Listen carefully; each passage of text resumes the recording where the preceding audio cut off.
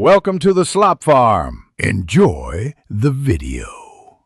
You begin by ensuring your Mac and browsers are up to date. This reduces compatibility causes.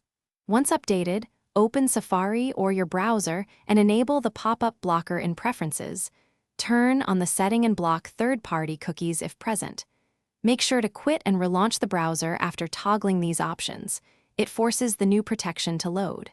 If pop-ups still appear, disconnect Wi-Fi briefly to prevent additional intrusive scripts while you run the next checks.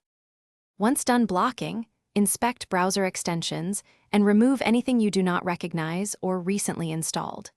You should then download and run a reputable adware scanner, perform a full scan, and follow prompts to quarantine and remove threats. Next, open Activity Monitor and sort by CPU and memory to spot unusual processes. Force quit items that match the scanner's findings. Make sure to clear browser cache and cookies after removal so residual scripts don't reload upon reopening the site.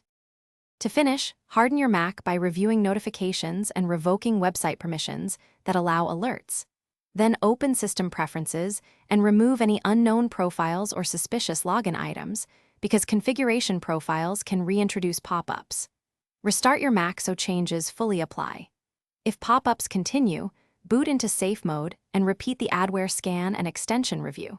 Safe mode prevents third-party agents from running. Troubleshooting tip: if problems persist after safe mode, create a new user account. Thanks for watching. Consider subscribing if we helped you today.